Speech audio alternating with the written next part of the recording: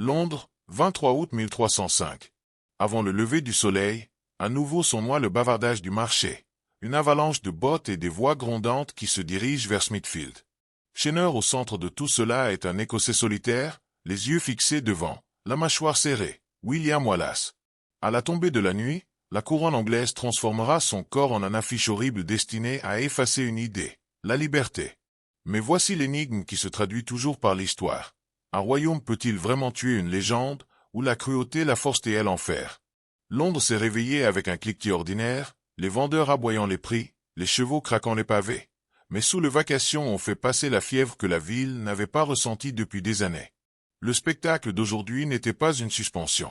C'était une terreur scénarisée, chorégraphiée par le roi Édouard et Longchamp, pour se briser plus qu'un crâne.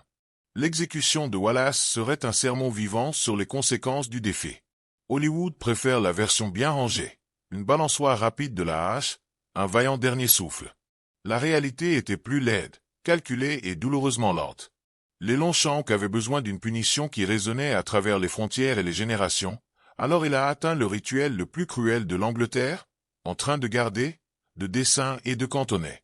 C'était moins une phrase qu'une leçon d'anatomie sur le pouvoir. Défiler le traître, l'étouffer au bord de la mort, le tailler pendant qu'il se sent encore, puis disperser les morceaux comme des graines empoisonnées.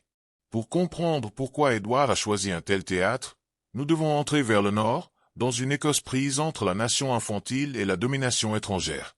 Les guerres d'indépendance avaient éclaté après une crise de succession désordonnée, et Édouard a lu le chaos comme une invitation. Il avait déjà écrasé les soulèvements gallois et avait poussé la communauté juive de l'Angleterre en exil.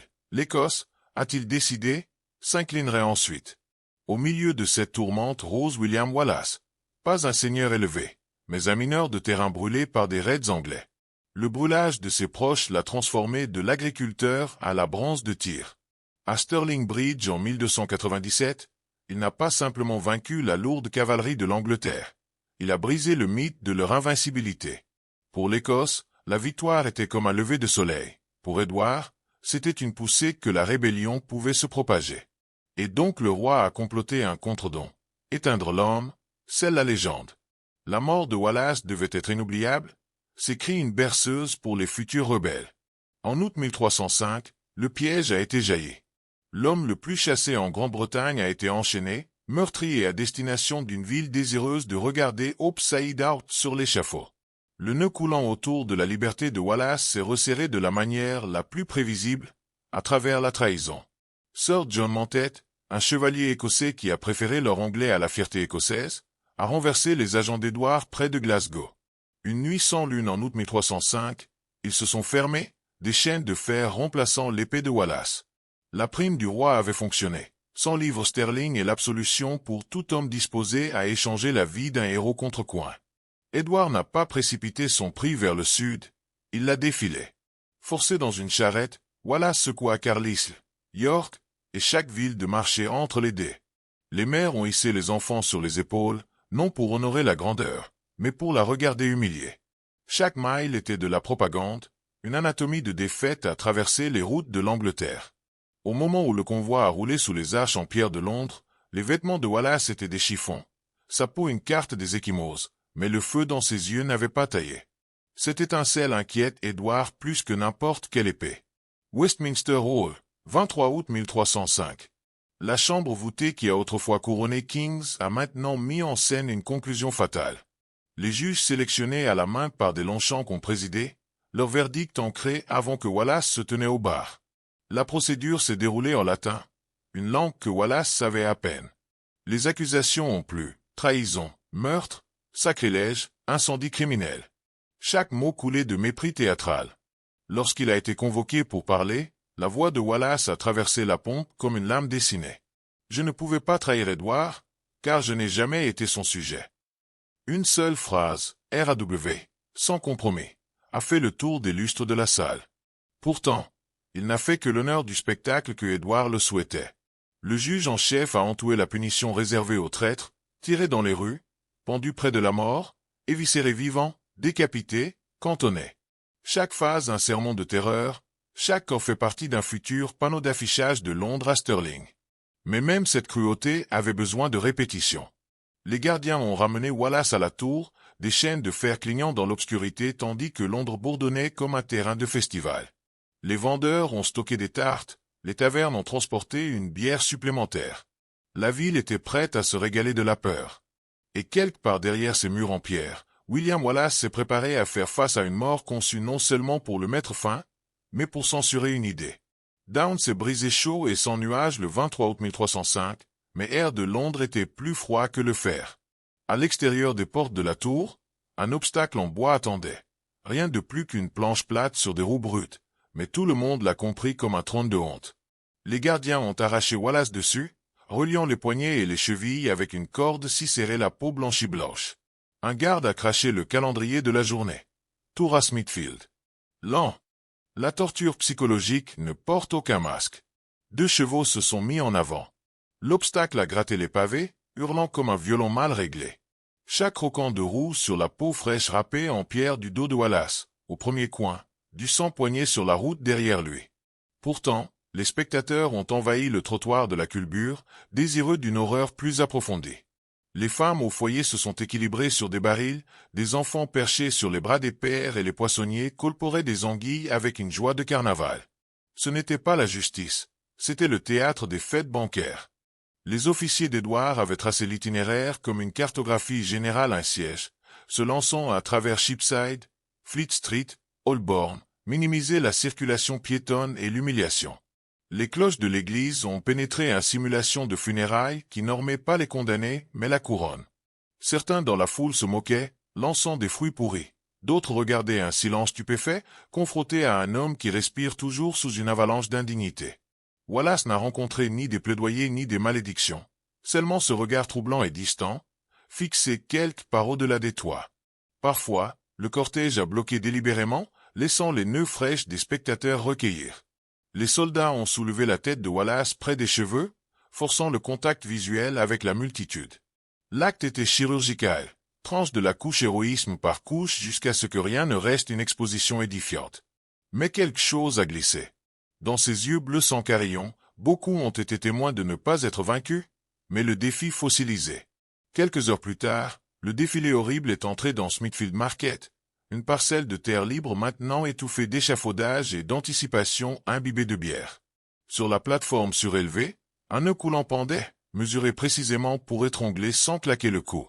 Le bourreau, les mains stables, attestait la corde comme un artisan vérifiant les cordes de lutte. Ci-dessous, les vendeurs ont vendu, Wallace Ale, dans des tasses en étain. Il semblait que la misère avait du merche. Une trompette a grimpé. Les soldats ont coupé les fixations et traîné Wallace debout. Londres a retenu son souffle. Le premier acte de la finale, la suspension de la mort proche, était sur le point de commencer.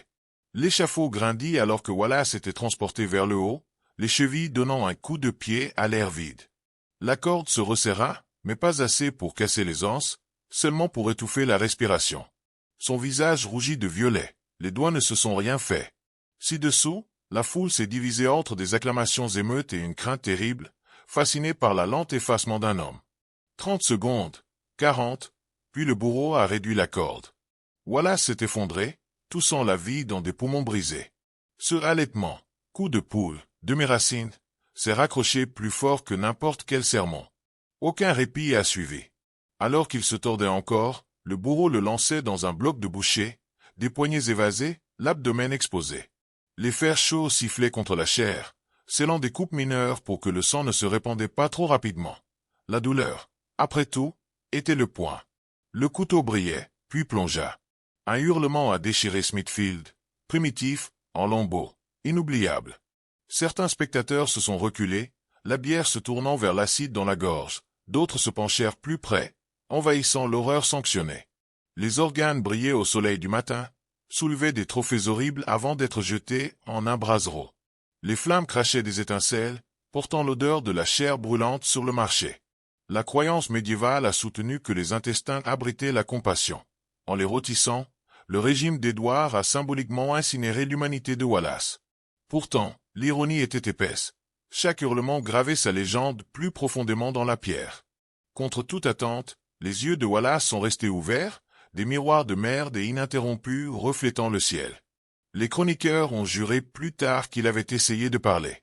Qu'il s'agisse de prière, de malédiction ou d'adieu, les mots se sont noyés sous le rugissement de la foule et le grésillement du feu. Enfin, la miséricorde est arrivée sous la forme d'une large hache. Une tête de frappe propre du torse, le corps frissonna, puis immobilisé. Mais la mort n'était que l'entracte. Le bourreau a écarté le cadavre avec une précision en forme de charpentier. 4 membres coupés pour 4 coins de rébellion. Newcastle, Berwick, Stirling, Perth. La tête de Wallace, trempée dans le goudron, couronnerait le pont de Londres, les yeux regardant à jamais vers le nord. Au milieu du gore, une réalisation fragile scintillait. La couronne avait détruit un corps, pas une idée. Alors que les soldats regroupaient les parcelles macabres pour l'accouchement, les chuchotements ont percuté la foule, décortiquement que la cruauté que ce vaste ne pouvait que naître un défi plus profond. Les acclamations de Londres se sont estompées, mais les échos de Smithfield ont galopé plus vite que n'importe quel courrier. Dans les tavernes de York à Inverness, les voyageurs ont chuchoté l'itinéraire macabre des restes de Wallace. Par Michael Mann, sa tête gênée par des goudrons s'est lancée de London Bridge, des goélands se cachant sur la barbe tandis que les marchands se croisaient en dessous. À Newcastle, un bras coupé se balançait au-dessus de la passerelle. À Stirling, une jambe pendait là où Wallace avait une fois goûté à la victoire. Chaque fragment était un panneau d'affichage. Défiez l'Angleterre, renoncez à votre chair. Au début, la terreur a fonctionné. Les chefs de clan qui avaient flirté avec une rébellion se sont précipités pour réaffirmer les sermons à Édouard, leur seau pressé dans de la cire tremblante. Les prêtres paroissiaux ont plié le nom de Wallace des sermons, craignant les espions de la couronne. Les mères ont averti les enfants chez Courage pourrait vous coûter à l'intérieur. Le conseil d'Édouard a chanté. Le spectacle avait pacifié l'Écosse. Pourtant, le traumatisme est à 2 tranches. Ce qui a intimidé les autres en a couché. Parmi les nobles assermentés, Robert Bruce, en regardant les marchés, échangeait des ragots sur le martyre de Wallace. L'image des entrailles grésillant dans un feu de Londres a marqué sa conscience. Si l'honneur pouvait être massacré si publiquement, la sécurité dans la soumission était un mensonge. Souvent, Bruce a commencé à stocker des pièces de monnaie, à affiner les alliances et à répéter l'histoire du soulèvement se souviendrait. À travers les Highlands, des bardes ont ignoré les museaux de la couronne, tissant de nouveaux versets où le silence de Wallace au bloc est devenu Tender in the Hills. Chaque récit ne taillait rien du tourment, mais l'a formulé comme preuve que l'Angleterre craignait que l'Écossais soit plus que Scottish style. Dans les maisons longues éclairées au crépuscule, les enfants ont appris que la reddition signifiait des cordes et des fers chauds, tandis que la bataille, bien que mortelle, a offert une fin plus propre. La psychologie de la résistance a muté. Aucun quartier demandé, aucun. Au-delà de l'Écosse, les tribunaux continentaux ont élevé les sourcils. Les envoyés français ont signalé que l'excès de gravité d'Édouard, faisant allusion à son aigre les alliances. Les cercles papaux murmuraient à propos de la cruauté enveloppée comme loi, des graines embryonnaires d'une doctrine que même les rois devraient ennemis à un fragment de miséricorde. Édouard avait visé à écrire fini sous le défi écossais. Au lieu de cela, il a publié un prologue gothique. La boucherie de Wallace n'a pas réussi à cautériser la rébellion. Il l'a oxygénée, transformant la clé mortelle d'un homme en une forge ou une idée. La création a glissé plus chaud que les têtes goudronnées et les entrailles brûlantes. Les lames et les cordes ont mis fin à la vie de Wallace, mais Inc a assuré qu'il ne mourrait jamais vraiment. Dans les semaines suivant l'exécution, les moines de l'Annercost Priory ont trempé des plumes et enregistré le spectacle avec un détachement effrayant. Leur chronicle se lit comme une autopsie de pouvoir. Procession de 1000, Marvelous Crowd. Entrave, Burnt avant ses yeux vivants. Les faits étaient sobres, le sous-texte a crié le triomphe. Pour l'Angleterre, le parchemin est devenu le 2e échafaudage, évidence que la justice ait été considérée comme triomphe de trahison. Au nord de la frontière, les scribes ont aiguisé différents couteaux. Dans la chronique de Jean de Fordin, Wallace apparaît comme une victime semblable au Christ qui n'a jamais plié le genou à l'usurpateur. Là où l'Annercost a complété les organes, Fordin a complété les vertus. Silence ferme, les yeux levés vers le ciel, courage qui faisait honte à la foule. Chaque récit plissait la réalité, mais ensemble, ils ont encadré une image plus complète, le choc des récits aussi féroce que n'importe quel choc d'acier. Ce qui rend la mort de Wallace inhabituellement vive pour l'histoire médiévale, c'est la trace papier de la bureaucratie. Les commis à Westminster ont déposé chaque étape, mandat d'arrêt, liste des frais, ordonnance de fixer la tête, de billets d'expédition pour les 4 trimestres. Ce ne sont pas des gribouillis jetés dans un coffre. Ils étaient liés des folios estampillés du sceau du roi, preuve que la terreur de l'État est sortie d'une ligne de production. Les générations ultérieures de juristes se porteraient sur ces folios et demanderaient « La cruauté peut-elle encore être légale si elle porte des gants de procédure en velours ?» Les extraits oculaires ajoutent de la couleur qu'aucun record officiel ne pourrait oser. Une vie en évanouissement au premier cri, un garçon vomissant à l'odeur des abats brûlants, un soldat chuchotant une prière précipitée alors qu'il applaudissait. De tels fragments ont survécu dans les lettres et les marginales, comme des étincelles qui échappent à un feu de joie de censure. Ils nous rappellent qu'au milieu de la brutalité orchestrée, les consciences individuelles clignotent encore. 5 siècles plus tard, les penseurs des Lumières citeraient le sort de Wallace lors du débat de l'Habeas Corpus et des limites de la punition souveraine. Son corps avait été écarté, mais son histoire, méticuleusement notée par un ami et un ennemi, se remet dans les archives, prête à marcher à nouveau chaque fois que la liberté sentait que le nœud coulait se resserrer. La mort de Wallace n'a pas disparu dans la morosité médiévale, il a continué à refaire surface dans les salles d'audience, les parlements et les brochures, alors que l'Europe tâtonnait l'idée que même les ennemis de l'État possèdent des droits. Des juristes des premiers modernes comme Sir Edward Coke ont disséqué les dossiers de l'essai, troublés que la procédure pourrait masquer une telle sauvagerie. Les commentaires de Coke sur Magna Carta Bristol avec des références voilées aux punitions si excessives qu'elles perdent tout titre à la justice, un clin d'œil à peine codé à Smithfield. Un siècle plus tard, pendant les guerres civiles anglaises, les radicaux du mouvement niveleur ont fait signe à l'histoire de Wallace comme un drapeau noir. Leurs tracts ont fait valoir que la loi sans miséricorde devient l'acier du tyran. Rappelez-vous l'Écossais dont les intestins ont été brûlés pendant que son cœur battait encore. L'Angleterre fera à nouveau ses propres martyrs. L'image s'est avérée collante, réimprimée dans les feuilles de large qui confondaient les Longshanks avec tout roi qui présumait le pouvoir absolu. À travers le canal, les philosophes français ont trouvé une étude de cas horrible pour la calligraphie éclairée. Montesquieu a cité Wallace lors de la balustrade contre les punitions qui anéantissent l'humanité avant d'éteindre la vie. L'essai historique de Beccaria sur les crimes et les punitions, 1764, s'ouvre sur un catalogue d'horreurs destiné à choquer les lecteurs dans la Réforme. Note de bas de page 3 références, un Northern Reb, sans nom Elfled vivant par étapes. Les éditeurs victoriens ont confirmé plus tard la source comme Wallace. L'argument était simple, lorsque l'échafaud devient théâtre, la justice mute en terreur et que la souveraineté perdait la légitimité. Même les États-Unis naissants ont ressenti le tremblement. Lors des débats sur l'interdiction du 8e amendement des sanctions cruelles et inhabituelles, le délégué de Pennsylvanie, William Smith, a brandi une traduction du passage de Beccaria sur Wallace. La pièce se tait. Personne ne voulait que les pointes de Tarslick de London Bridge renaissent dans le Nouveau Monde. La clause a été adoptée. Ainsi, le très spectacle Édouard a conçu pour congeler la rébellion a plutôt décongelé la conscience des législateurs pendant des siècles. Les entrées de Wallace ne nourrissent aucune longévité du tyran. Ils ont fertilisé un jardin juridique où la procédure régulière, la proportionnalité et la dignité humaine pourraient s'enraciner. Chaque statut restreignant la torture, chaque constitution annulant une cruauté excessive, porte un filigrane invisible, gravé en 1300-500, qui murmure « Rappelez-vous que l'homme en Angleterre a tenté d'effacer. » Si le parchemin gardait Wallace en vie dans les bibliothèques, Sogne le gardait à marcher au fil des siècles. En moins d'une décennie de sa mort, Macquart errant a tourné des ballades où la fin macabre de l'homme s'est transformée en ascension d'un saint.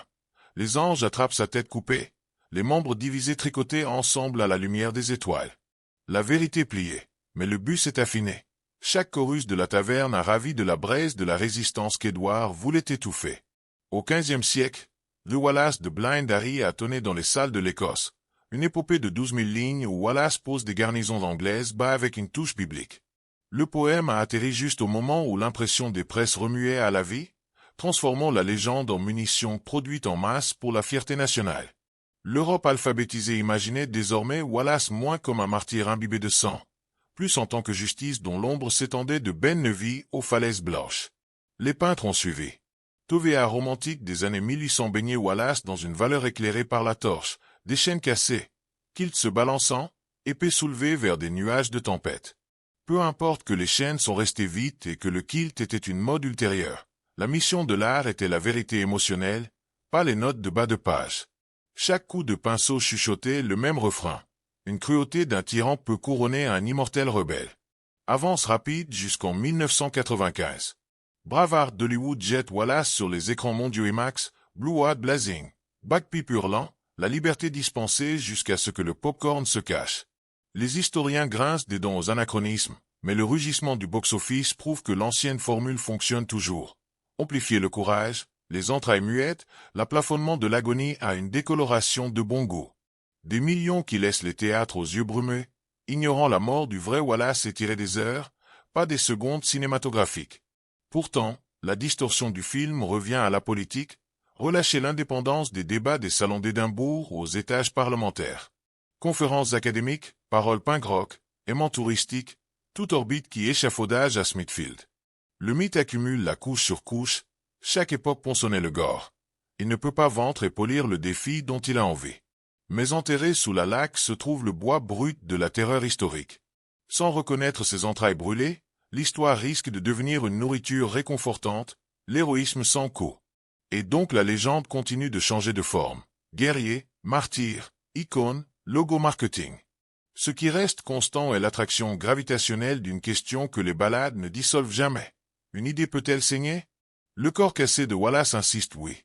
Et pourtant, en quelque sorte, non. La vérité la plus troublante de Smithfield n'est pas le couteau du bourreau, c'est les applaudissements de la foule. Les gens qui ont rugi pour les entrailles de Wallace étaient les boulangers, les maçons, les maires de Sunday Best. Retirez les bannières et ce pourrait être n'importe quel carré de la ville. La peau de la civilisation est mince, donnez-lui la sanction royale et les cœurs ordinaires peuvent frapper à un rythme meurtrier. Regardez de plus près la machinerie de la journée. Le hangman n'était pas un sadique dans les ruelles ombragées, il était un employé salarié, formé pour prolonger l'agonie avec une précision scientifique. Les commis ont donné des reçus pour tar, one gallon et urde wheel, tout, bureaucratie fredonnant comme une ruche autour d'une seule ruine humaine. Par la tombée de la nuit, ils avaient équilibré des registres, des bancs essuyés et rentraient chez eux dans les familles, terminés. La terreur, normalisée, porte un doublet bien pressé. Pourtant, la cruauté engendre le paradoxe.